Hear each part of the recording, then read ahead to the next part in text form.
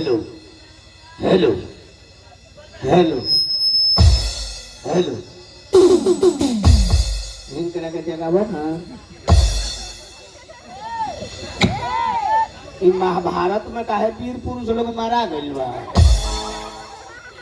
नाच देखे आई बड़ो सूत गइल बड़ो अब ये से जोकर आई लो बोलिया आई लो मजा आ गइल हो। तू कहबो कोइसन सारवार लो देखबे ना कोनियो गाड़ी देबो खतरा सुतल बड़ो उठ के बैठो। असल बात बा कि ये हमरा के लइकन में कैल्शियम नहीं थे। ये हमरा के लइकन में कैल्शियम नहीं थे काहे कि ये हमरा के खाद हो गइल बा मांस मछली अंडा। तो मांस मछली अंडा में कैल्शियम ना होला खाली स्वाद होला। रोहू खइनी मजा आ गई ताकत ना होला। आ पहले के खाद दूध दही तो ओकरा में कैल्शियम होला। ऐसे कि पुरानका लोग गाछ पर से गिर जात रहलो तो हाथ टूटत ना रहलो मुचुक जात रहलो। एकरा का हाथी खोज के बैठवावल जात रहलो। आए हमरा के लइकन के घर के सीढ़ी पर दौड़ के चढ़त रहतो अगर लात बिछला गइल गिर गइल तो हाथ टूट गइल प्लास्टर करा के लइका खानी बोकले बाड़ो तो। ऐसे कि कैल्शियम नहीं थे ताकते नहीं थे डांड में ताकत नहीं तो बैठबो उठ के बैठो ना। हम आई बानी तारा खतरा तू पहले उठ के बैठो। नाच देखे आई बड़ा तो नाच में देखबो तब नु मजा आई। चली एकदम रउआ लगी शांति बना के बैठी आ चाहे शांति मलहम लगा के बैठी। बड़ा बुढ़वन के बेवाई फाटदा और लाशा चटका बोतर ना ओके तो भीसलिनो मोलनी लरमौले रही कहत नहीं तो दुखाते बाने की कहता भाग भगा दे बा। आ बिना कहले राहत नहीं के बिना कहले साहत नहीं के। रउआ लेकिन के दासा देख के हमार लाशा बहर गइल बा। रउआ लेकिन के दासा देख के हमार लाशा बहर गइल बा। काहे कि देखी हम कितना भगवान के दरबार में बिगाड़ के आइल बनी कि 12 बजे रात के रउआ लेकिन से मुलाकात करे आइल बनी। आ रउआ लेकिन करना भगवान की इतना बिगाड़ के आइल बनी कि ए बेर लेक बिना समयाना का वो साथ चुपचाप बैठल बानी। मने अपन मनोरंजन करे कतरा चलिए शांति बना के बैठी। ऐसा बात नहीं कि हमने के दोनों आदमी का मजा आ जाए। ऐसे कि 2 गो के मजा से मजा आवेला 3 गो से मजा ना आवेला। 3 गो से मजा आवेला तो ये झगड़ा होता या भंडा फूट जाला। तो 2 गो के मजा से मजा आवेला। आ ये दुनिया में 2 गो चीज आइल बा सरकार 3 गो नहीं खे रात दिन करम कुकरम। राम के नाम 2 गो से भई श्याम के नाम 2 गो से भई 2 गो हाथ से ताली लगेला 2 गो हाथ से रोटी पकेला। जातियों दुनिया में सरकार 2 गो आई। अनेक जाति बनल तेली कलवार दुसार चमार जितना जाति बनल कर्म के अनुसार ना तो जाति हमने के 2 गो आई बा। आ ऊपर से जाति नहीं खे ऊपर से मात्र 2 गो जाति आई बा। हमने के नीचे ही सब जाति बनौले बानी जा। कोई मंदिर में भगवान को बैठा दे बा कोई मस्जिद में बैठा दे बा कोई गिरजा घर में बैठा दे बा। हमने का भगवान का टुकड़ा टुकड़ा कर दे बा। लेकिन जाति दुनिया में 2 गो आइल बा एगो मर्द एगो मेहरान। आ 2 गो के मजा से मजो आवेला ना तो एगो के मजा आवे एगो चले ओकरो मजा सुन जाए।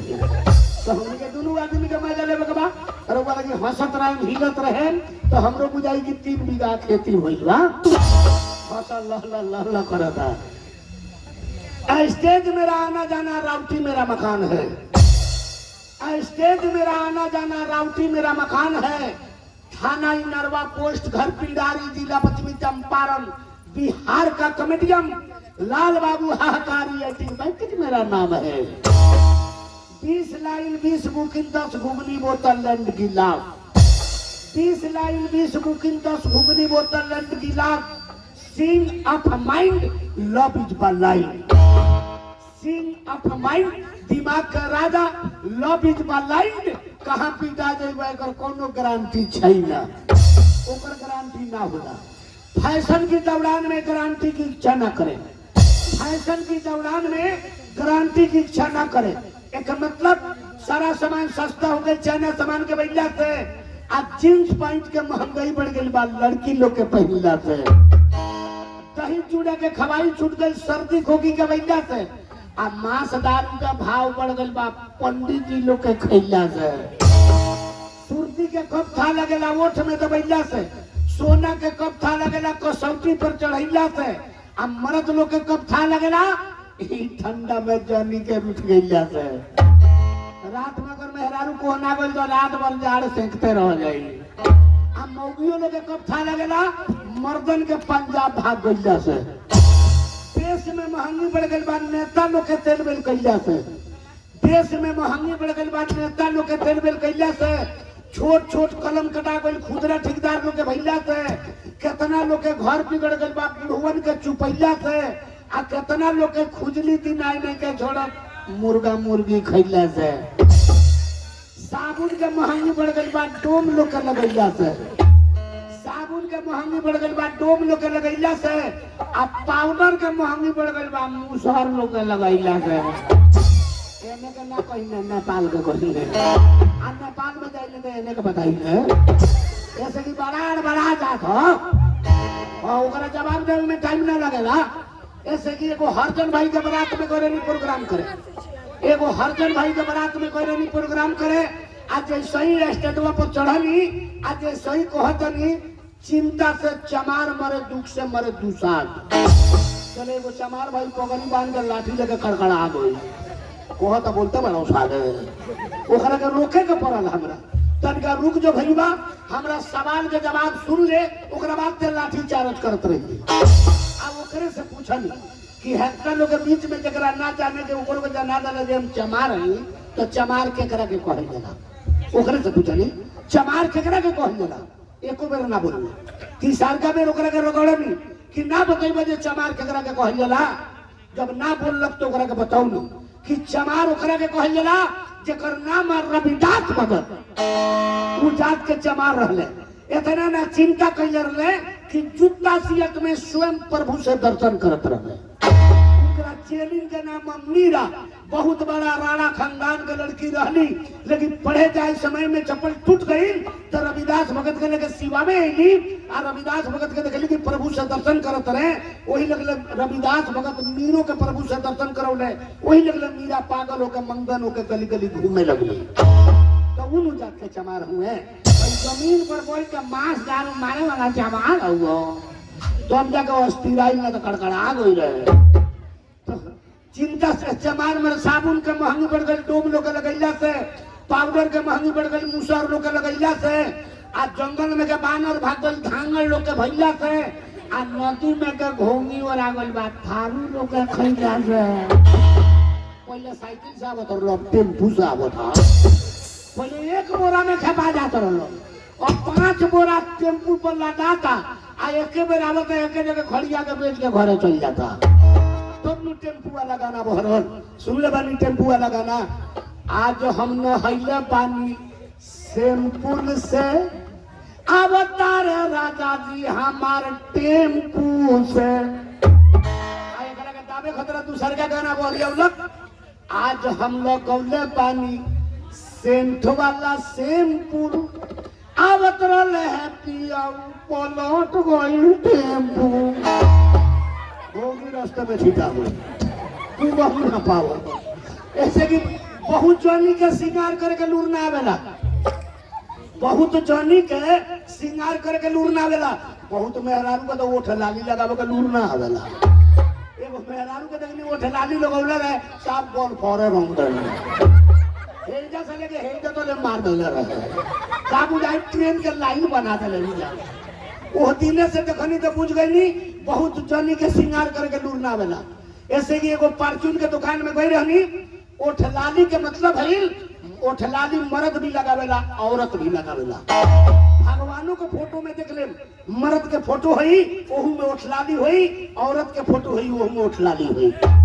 ओठ लाली के मतलब कि ओठ भर में रहे उहे ओठ ललिया वाले के लग जाला तो कह जाला ए मर्द तारा मुंह में लाली लागल बा, आंख में लगे ओकरा के काजर कहल जाला आ उहे अलगे लग जाला तो कहल जाला ए लइका खलावत और लका करी खला होल बा ठीक बा। उहे ऐसे कि एगो परचून के दुकान में गई रहनी, आ परचून वाला से कहनी कि भाई रे तनी हमरा के एगो शीशा कंगी दे दे, हमार नाच वाला गाड़ी खड़ा बा जाए के बा। जब नाच वाला गाड़ी का नाम धइनी तो बड़ी सुंदर एगो जनी वो परचूने खरीदत रहे। चले वो हमरा और घूम के ताक रहे लोग। जब वो हमरा और तकलक तो हम ओकरा और ताक रहे। जब ओकरा चेहरा के देखनी तो मालिक से तारीफ कनी कि हे प्रभु इतना सुंदर साचा में एकरा के कैसे ढलले बड़ा। लेकिन जितने सुंदर औरतिया रहे उतने चटकार लिपस्टिक लगौले रहे, आ उतने चटकार है जब तक पियर फोटो बह रहे। हाय दादा कवना के सारा ना कर उठ लालवा के करी, अभी सुंदरता के करी कहे ना सकनी ओकरा से जा इतना सुंदर बाड़ू उठ लाली लगाने वाले हैं। हम उसी से कंगी खरीद के चल देनी। वो दिने से मुझ गई कि बहुत औरत के श्रृंगार करके लूरना वाला। आ एगो और बात सुन रहा, हम तो नाच में आई ने चोकरई करे, आ जब सुंदर बात सुनाई ना तो माई बहनी लोग उठ के चल जाना। आप बिहान भैया वही लोग के देखी ने तो कोई राम के चंदन कैले रहेला, कोई कृष्णा जी के चंदन कैले रहेला, रतिया के बतिया ना सुनेला। तो तनका सुंदर हमार दिल करता रहे बोले कि बड़ी शांति बैठल बानी एगो सुन रहा। ऐसे कि सिंदूर लगावला के मतलब, सिंदूर अगर जौना औरत के मांग में लाग गईल उ विश्व में दुनिया में कहीं घूम के चल आई, ओकरा के लोग देखे वाला पहले कदी कि पति वार्ता है। काहे सिंदूर के मतलब है कि लंबा सिंदूर कम से कम एक अंगूरा के लगाव के चाहिए। एक भरी के मेहरारू सिंदूर लगाओ तो चोट उठा के बुझाता चोट टीका को लगा लो, चोट लीटी पट गोइठा चिन्हा के टीका है कि सिंदूर। सबसे पहले लंबा सिंदूर के कैले रहे सीता माता। अभी पुरान का माई बहनी लोग बा लंबा सिंदूर करेला, नौका डिजाइन में लोग सिंदूर लंबा ना करेला, पुरान का लोग करता हम लोग। अभी सिंदूर के मतलब है लंबा सिंदूर सीता माता कैले रही तो हनुमान जी देख के पूछ देनी कि हे माता इतना लंबा सिंदूर काहे कैले बनी। तो माता कहनी कि लंबा सिंदूर कैला से पति के उम्र लंबा होला, यही से सिंदूर लंबा कैले ना।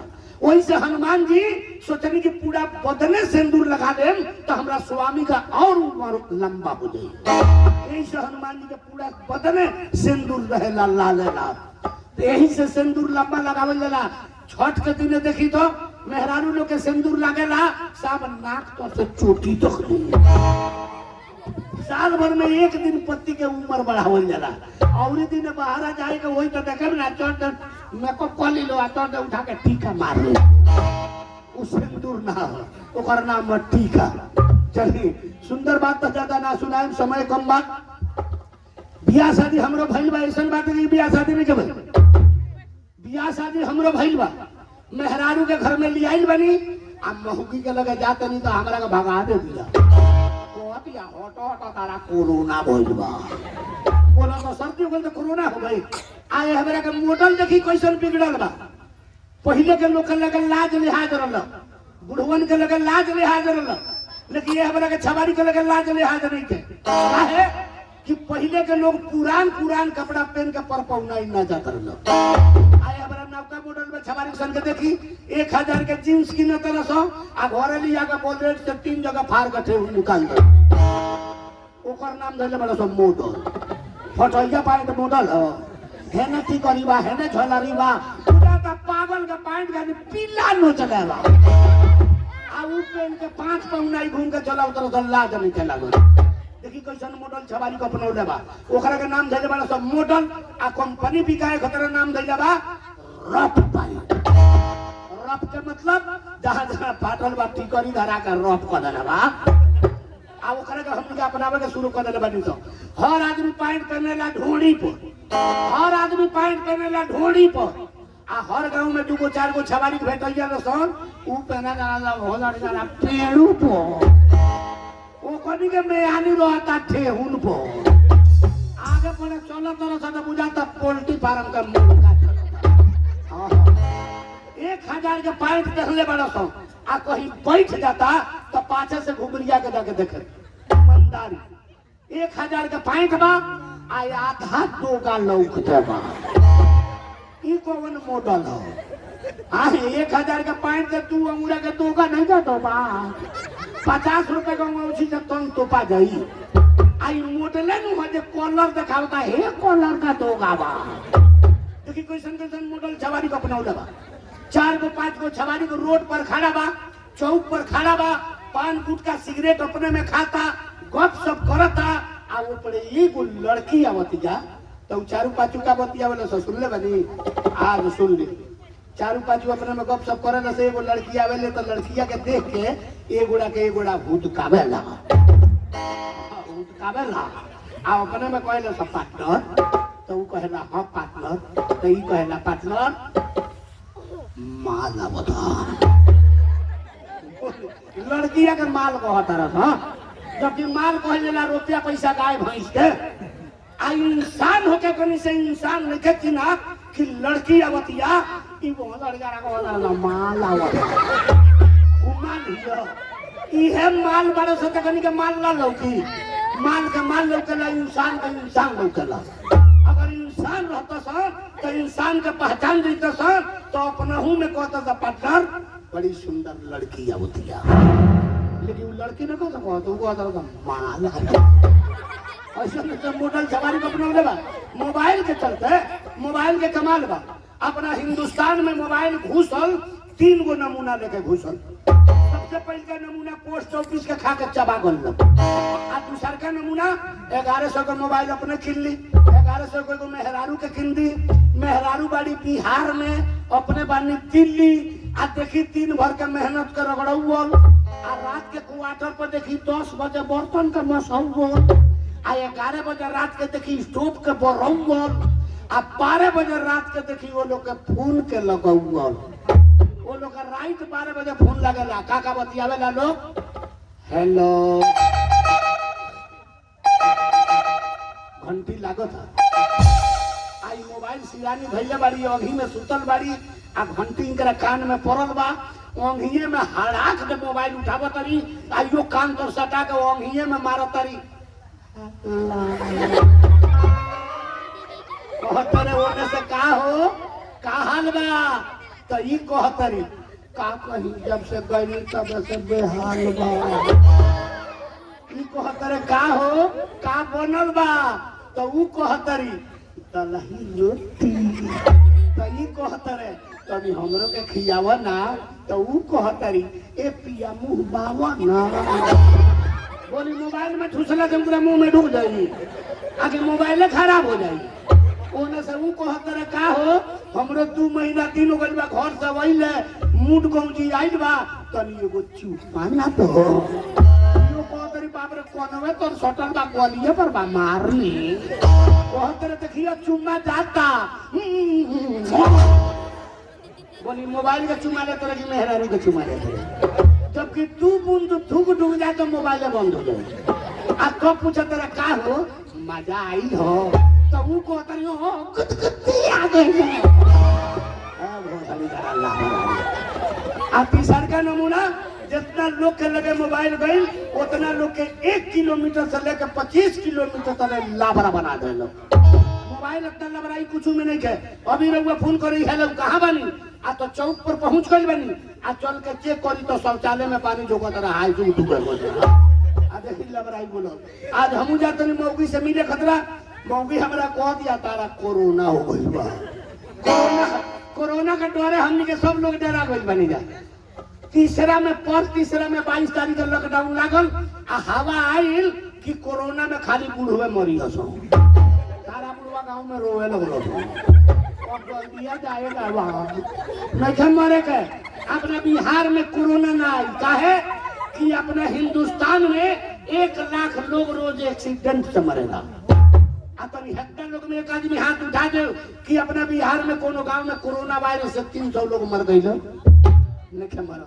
अपना किया कोरोना ना आई एकदम ढीचे रहेगा बा इनकलाब जिंदाबाद ऐसे कि अपना बिहार के इतना ना हरा भरा जमीन बा कि कोरोना वायरस के ऊपर वायरस में टांग लेगा नीचा गिरा ही ना दी हमनी के ढीचा रहेगा बा बोलो लोग के खींच के मरेगा बा पहले नहीं ना मरेगा जाता नहीं मौगी का पोल्हाएम सोलाएम आ ओकरा से आज सुहाग रात जरूर मनाए।